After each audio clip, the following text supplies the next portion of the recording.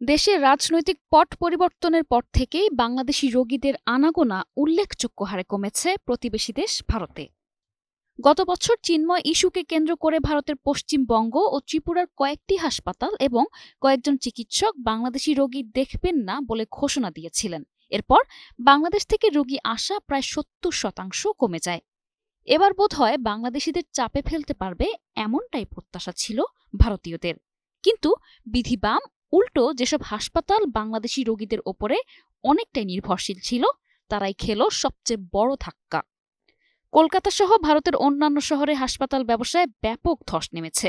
ভারতীয়রা বাংলাদেশিদের বিপাকে ফেলার ছক কষতে যেয়ে নিজেরাই যে বিপাকে পড়বেন, এমনটা হয়তো তারা বুঝতে পারেননি।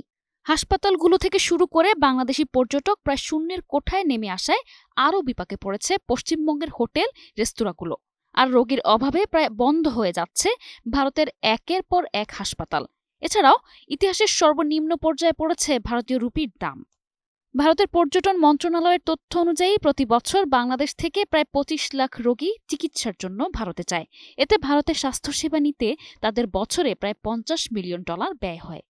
এমন পরিস্থিতিতে চীন বাংলাদেশের স্বাস্থ্য খাতে বড় ধরনের বিনিয়োগ করতে চায়। চীনের রাষ্ট্রদূত ইয়াও ওয়েন পররাষ্ট্র উপদেষ্টা মোহাম্মদ তৌহিদ হোসেনের সঙ্গে সাক্ষাতে ঢাকায় বিশেষায়িত হাসপাতাল নির্মাণে বেজিংয়ের সহায়তা এবং চীনের রোগী পাঠানো নিয়ে আলোচনা হয়েছে।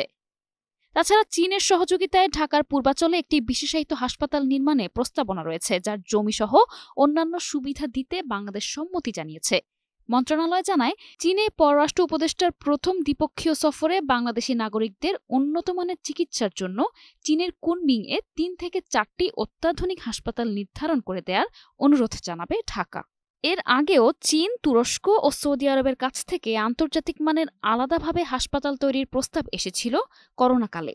সে সময় ৩ দেশই তাদের প্রস্তাবে বলেছে, বাংলাদেশ থেকে প্রতি বছর যত মানুষ উন্নত চিকিৎসার জন্য বিদেশে যান, তাদের কথা মাথায় রেখেই এদেশে আন্তর্জাতিক মানের হাসপাতাল তৈরির আগ্রহ তাদের।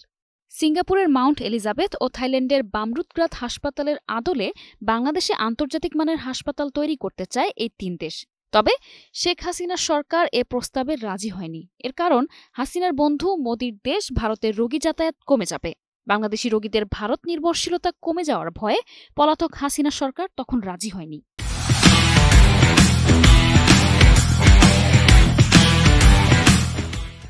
এদিকে প্রতি বছর প্রায় ২৫ লাখ বাংলাদেশি ভারতে চিকিৎসার জন্য যায়, আর প্রায় $৫০ মিলিয়ন ব্যয় হয় এতে। সেখান থেকে বিপুল পরিমাণ বৈদেশিক মুদ্রা আয় করে ভারত। আর আন্তর্জাতিক মানের হাসপাতাল তৈরি হলে ভারতের ওপর থেকে চিকিৎসা খাতে একক নির্ভরশীলতা কমে যাবে বাংলাদেশিদের। নিশা আলম, নিউজ ডেস্ক, ২১ টেলিভিশন।